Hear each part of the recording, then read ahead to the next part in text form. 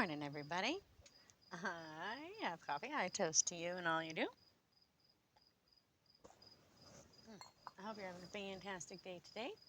We are coming up on the full moon on August 30th.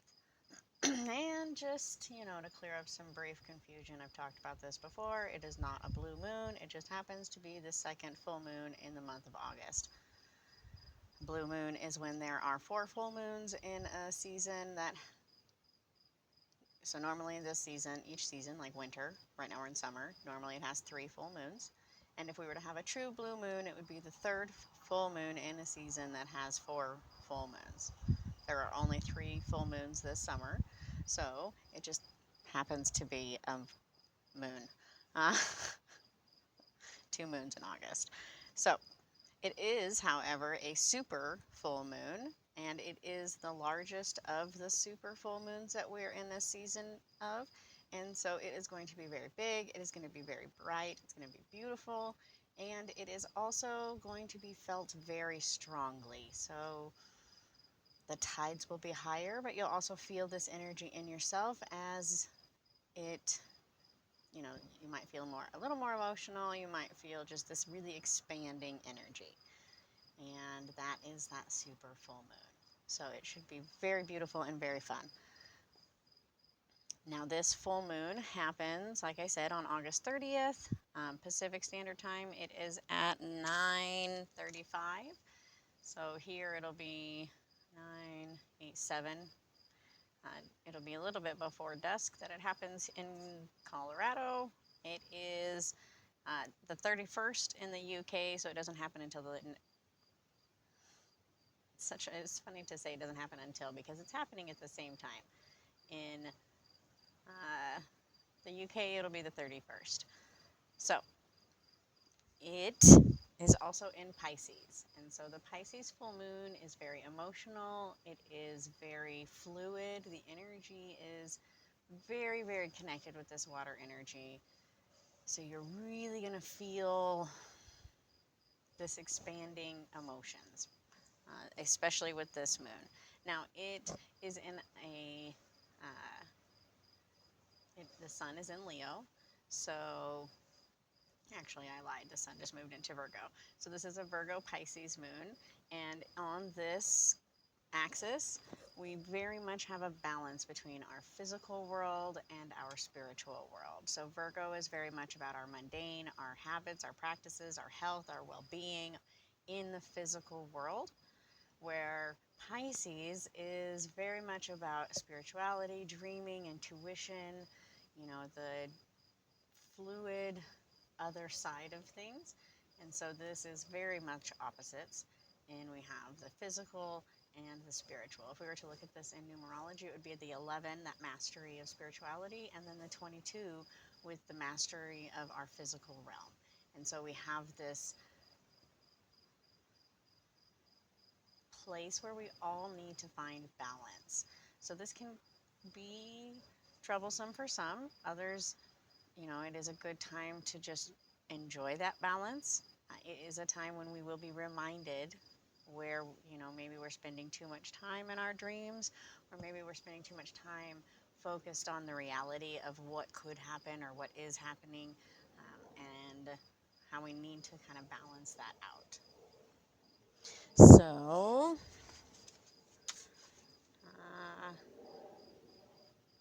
yes, so let's get into the natal chart and talk kind of in depth. We have some interesting things going on, and I think what's most interesting is what is happening now is going to continue to be happening for quite some time. Our outer planets are going to kind of stay in these positions. So we're going to continue to have this theme as we go through and as fall starts and we move forward. So here is the natal chart. We have some interesting things going on. The orange really stands out, but what's more interesting is this kite, or we have a minor trine and a grand trine happening. And the minor trine is going to stay for at least a month. I'm not sure when it actually, because of the planets that it's involved with, they move really, really slowly. So it's going to be around for a while. So let's talk about the two things that are sticking around first, and then I guess in other videos we're going to kind of refer back to this video, which, yeah, it'll kind of, these energies are really predominant right now, and they're going to continue to be predominant because they are staying in this position, and they are really highlighting these things that we're going to talk about. And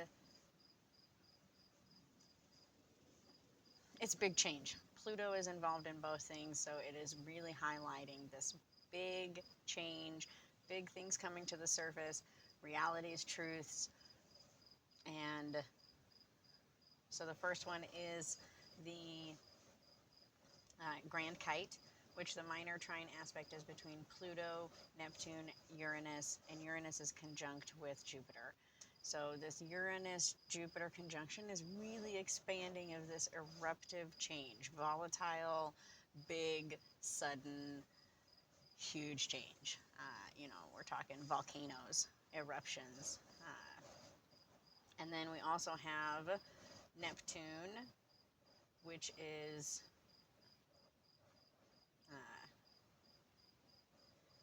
helping you to see things from a different perspective, that higher perspective. It's bringing in this creative flow, the spiritual aspects. So we have very much the spiritual change, spiritual awakening, if you know,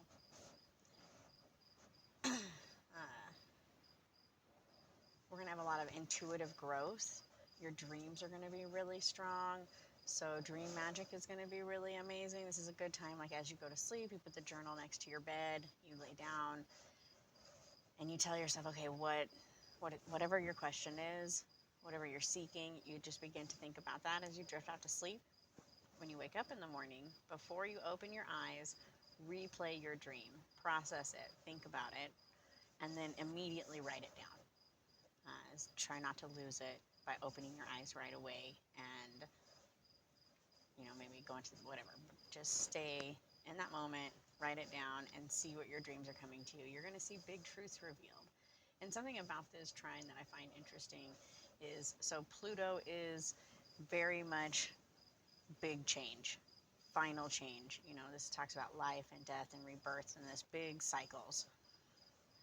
Uranus is eruptive change. Things suddenly come to light, big truths revealed, something major happening. And Neptune is this spiritual growth, this spiritual change. And so we have all of these changes coming together in this very beneficial trine. So a minor trine, grand trine, which is the smaller, it's when we have two sextiles with the opposition of so it's Pluto and Uranus are at opposition. So and Neptune is sextile to both of them, creating this trine. Wait, let me make sure I'm saying this right. No, I'm sorry. Pluto and Neptune are trine to each other. No. Pluto and Uranus are trine. Neptune is sextile to both of them. So we have all of these trine angles, these three, 60 degrees, 30 degrees, and it's a very beneficial angle. And all coming together, they point towards a talent, a developing aspect, something that if you focus on and you allow the change to happen, it's going to bring about this great talent, this very beneficial thing. So Neptune being the point of the triangle is spirituality. So it has a lot to do with our spiritual development, growth in our spirituality and our intuition, listening to our inner self, allowing that true authority to step forward, and really honoring that. Pluto being in this aspect, it's also in a grand trine with Uranus, and then on the other side we have we still have Pales and Mars and Mercury conjunct. It's a wide conjunction, but they're all conjunct, and then they are making trines with Pluto and then Uranus. So they're making a grand trine. On the other side of things, with Pales and Mars and Mercury, again bringing in this swift, courageous, noble warrior who brings truth, who speaks truth, who moves forward with that nobility. Now Mercury's in retrograde, so it brings about questioning your obstacles. You know, it's going to point out, here is the problem that you have that's keeping you from being this courageous, noble warrior and really stepping into your own authority and finding that power and doing the right thing. Now, that conjunction is trying to both Pluto and Neptune, Pluto and Uranus. Neptune and Uranus in my brain are because their paths intersect and they're just very, anyways. Because of that grand trine we have, it is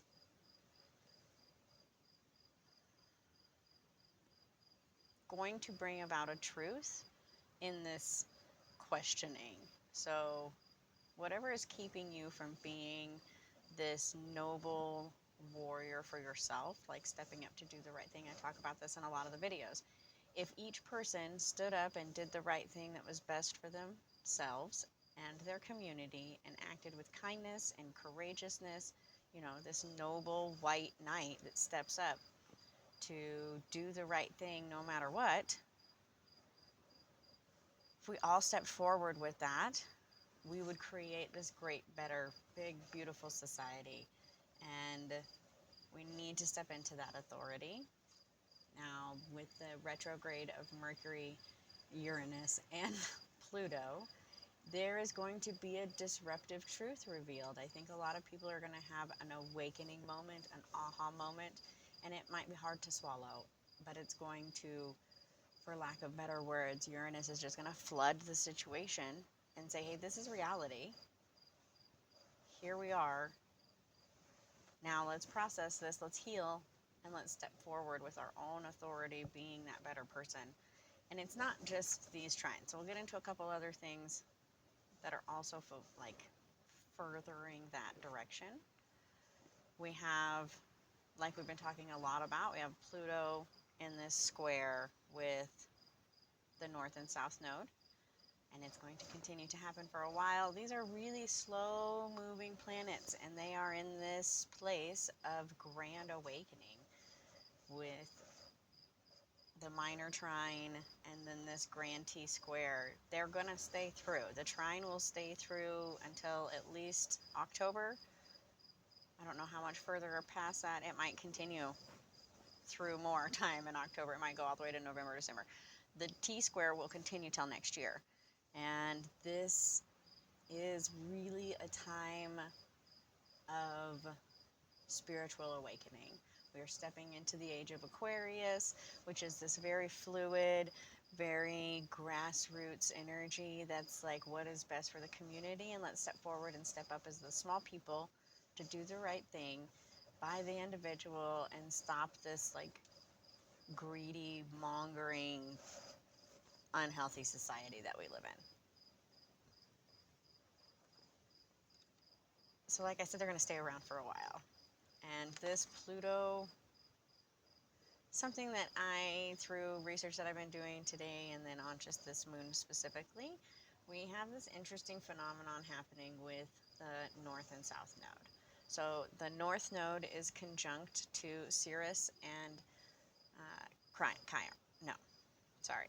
The North Node is conjunct with Eris and Chiron. So Eris is the goddess of chaos. She is the bringer of justice. She is the deity that stands up and says no matter what pieces fall, we have to do the right thing. Chiron is the great healer. He is the grand leader who's like, we have to heal everybody. We can't just focus on, you know, the big picture. We have to look at each individual and we have to heal. We have to stop generational trauma. We have to stop this chronic sickness that we have. And we have to find a better way to just be so we can step forward in this healed state of being.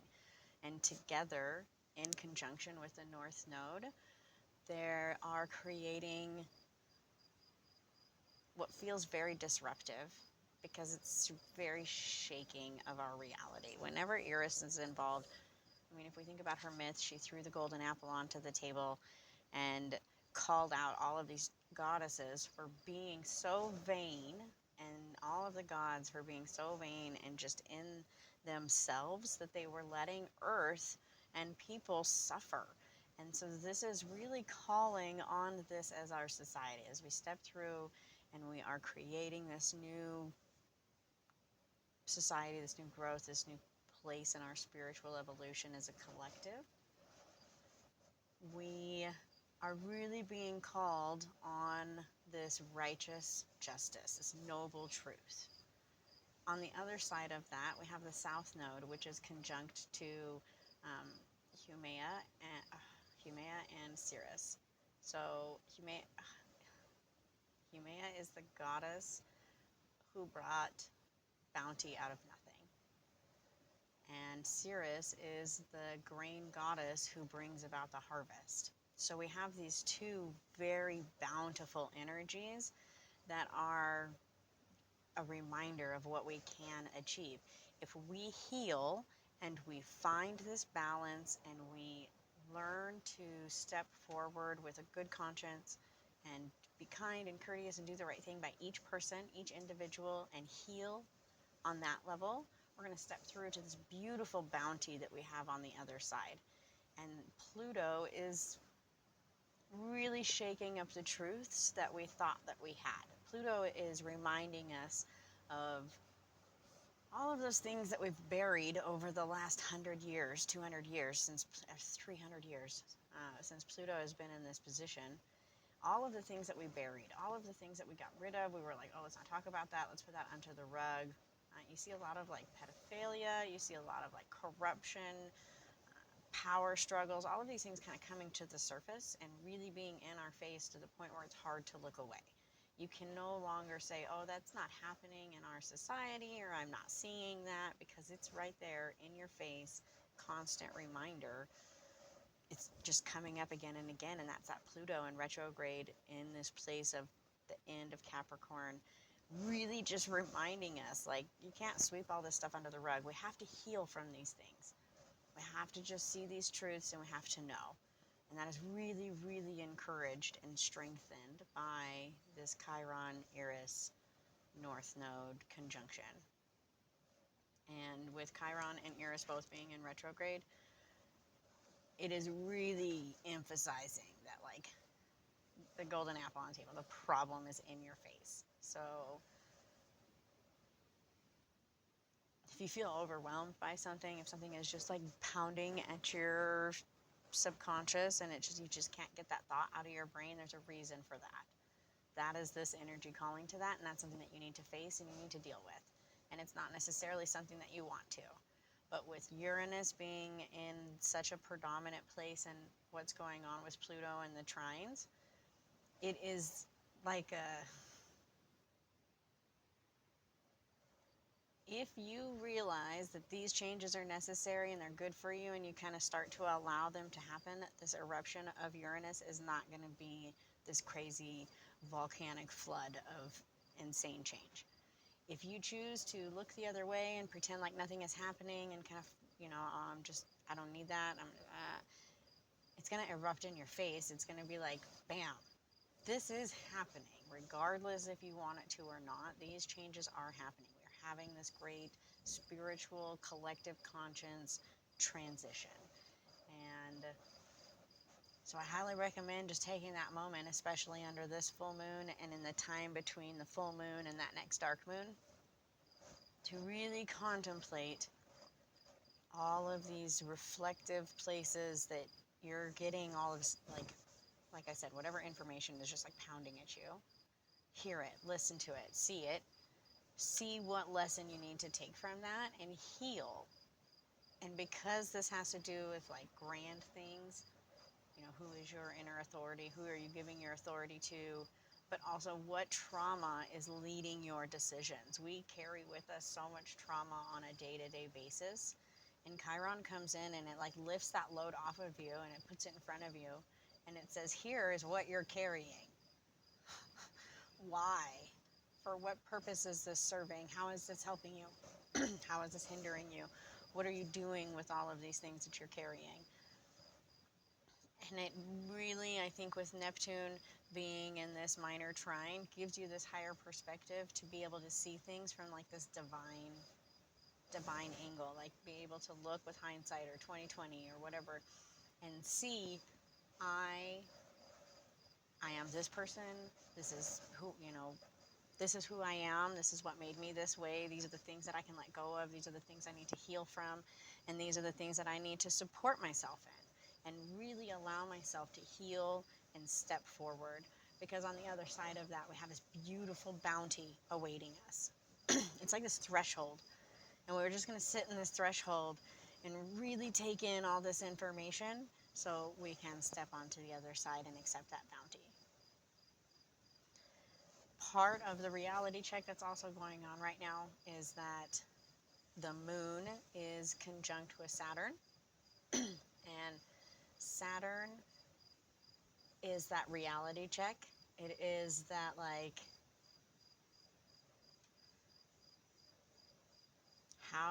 Saturn in Pisces is a spectrum.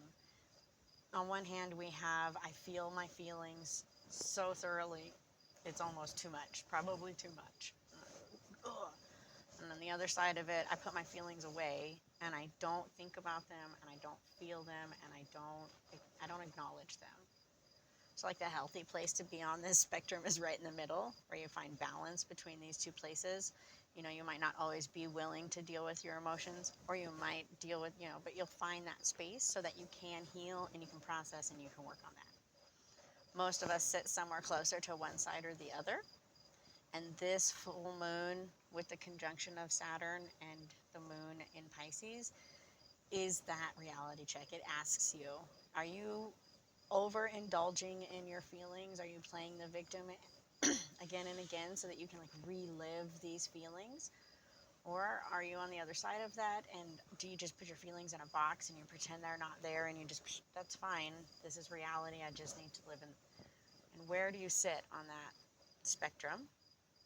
And how could you better find yourself in the middle? One of the things that we don't always think about with Saturn and the rings, but Saturn is about balance. It is about finding the center of your gravity, the center of yourself, and being comfortable and being able to move and spin and orbit and do all of these things in life, but still maintaining that balance, like a hula hoop around you.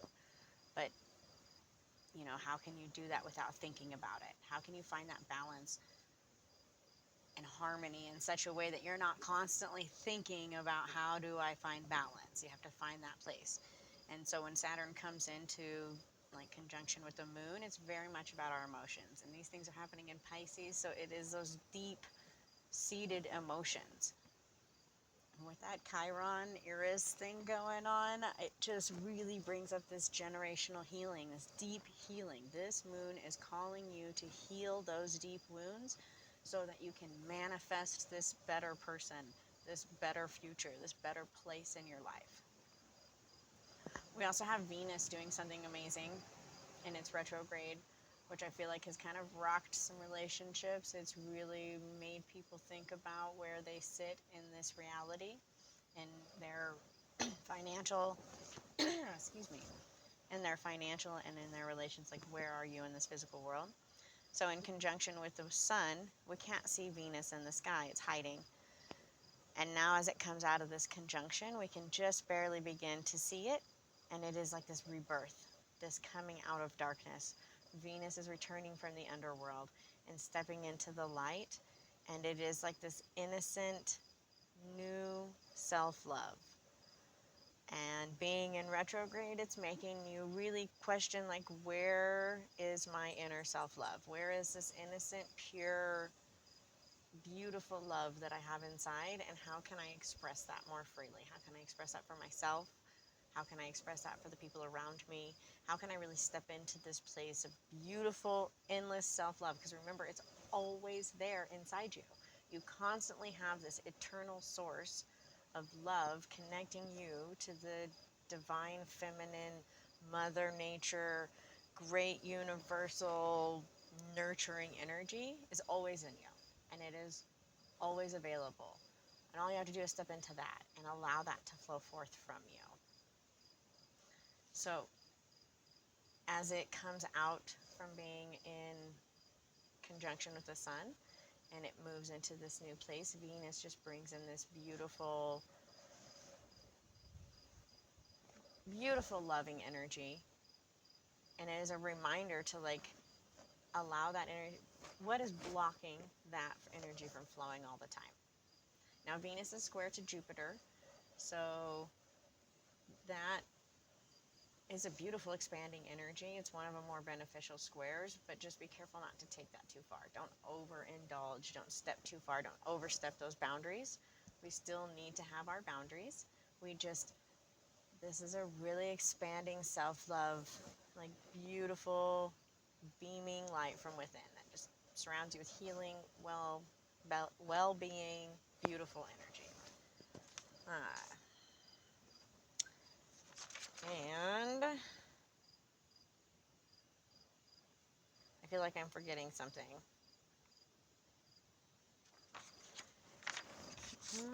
Let's make sure. Now let's talk about all the retrogrades happening just real quick, because there's a lot of retrograde. So in retrograde, we have Mercury, Venus, Saturn, Neptune, Pluto, Eris, Chiron, and Jupiter goes retrograde on the 4th of September. So it's pretty close. One of the reasons why all of these, the Grand T square and that trine, are going to stay so long is because of this retrograde stationary. They're all kind of moving together. And it is bringing up a lot of questioning, a lot of reflection, introspection, like really processing. Who am I? What makes me this way? Is this who I want to be? Am I stepping forward from a place of love to connect with the world around me, to be supportive and allow a better place to be? Or am I, stepping forward with fear or being a victim and, creating a reoccurring loop that I can't just find myself to get out of? And where do you sit on that kind of spectrum? Remember, all of these energies are at a spectrum, and they're all a constant reminder when they're in retrograde of where are you on that spectrum. So with that Saturn retrograde, and where are you on the spectrum of your feelings and expressing your feelings and hearing other people's feelings and really having that exchange. Can you be a good listener and hear someone else's feelings, or are you so caught up on your own feelings that all you can think about is your feelings instead of listening to someone else? And where do you sit on that spectrum, and how do you express your feelings? Are you crying all the time, or do you never cry? Or where do you sit? So when a planet is in retrograde, that's the kind of things it's making you question. So if we look at each one of the planets, Mercury's retrograde is making you question your sense of communication. How are you interacting with the people around you? How are you putting your thoughts and words and actions into existence in that process? Venus in retrograde is a reminder or a question of where you sit on that spectrum from self-love and loving other people and balancing that out. Or where do you sit in indulging in your lustful passions versus keeping that all locked up in a box, be it with your money, your food, your life, your love, your relationships, your self-love, all of those kind of things. And where do you sit on that spectrum? We talked about Saturn, Jupiter, where, Jupiter's retrograde is a time when we kind of withdraw and we look inward versus externally. Where is your energy expanding outward and connecting with other people versus where do you turn inward and kind of, extrovert versus introvert kind of situation? We have Neptune, which how much of what you're thinking is a delusion? So when we have the energy of Neptune, it's like delusions and illusions to reality and divine perspective and seeing all truths for what they are. And where do you sit on that line? We have Uranus, which has to do with our feelings and creativity. And my brain just went totally blank, which is kind of funny. Because I have a whole video on Uranus retrograde and what all of that means. But technology, uh, knowledge, wisdom, well-being, health, things of that nature, and where we sit on like taking care of ourselves versus taking care of others, and creativity versus keeping that down. Like, where are we expressing ourselves and where are we not? And then Pluto's retrograde. Pluto is just that questioning of deep internal truths. Like, are you being honest with yourself? Are you too honest with yourself? Where do you kind of sit on that spectrum? And then we have our dwarf planets. We have Eris, which is questioning your truth and justice. And again, that noble warrior. Chiron in retrograde is how are you healing? Where are you holding on to these hurts, these past things? It's like, again, like I said earlier, Chiron comes and takes, you're carrying this bag full of rocks, and each rock has one of the things that you carry with you every day. Like, oh, I carry this trauma, I carry this pain, I carry this whatever. And Chiron takes that off and says, hey, are you healing or are you not? And where do you sit on that spectrum? So we have all of these questions that are kind of coming at you, all leading to ask you, where do you sit in being this ideal self, this higher awakened being that is connected to the universe and that allows this free-flowing energy? Where do you need to heal? And not only is it asking you that, but then it's like showing you.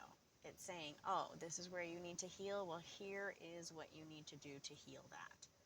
It is a very healthy healing time if you allow that information to come in and process it as it comes in and step into that healing.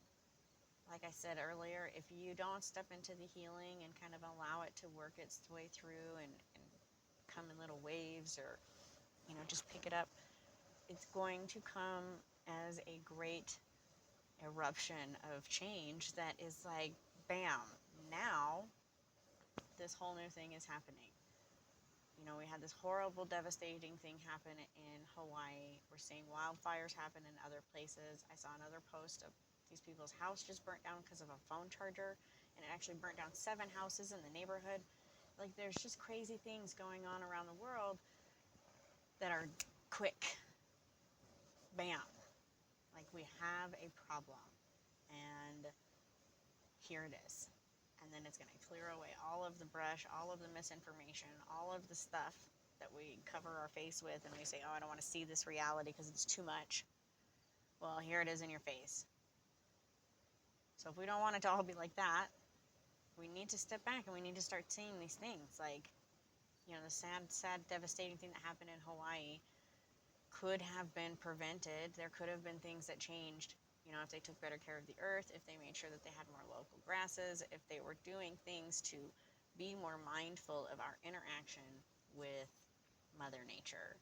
That Pluto square really highlights that with the little planets that are in conjunction, because on the one hand we have how is this justful warrior and Chiron calling out, like, are you taking good care of yourself and our physical world and our interactions in our society?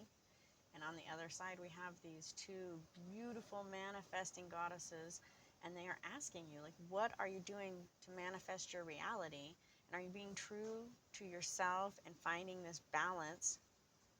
And all across the line, we have this primordial feminine energy. We have Eris, and we have Haumea and Ceres, really calling on this nurturing, divine, beautiful manifesting energy. So while all the scary things are going on and all your realities are being questioned and maybe disruptive, eruptive moments that are coming and they're like, bam, in your face, now change is happening, we are reminded that we have that beautiful, nurturing energy that flows forth from within.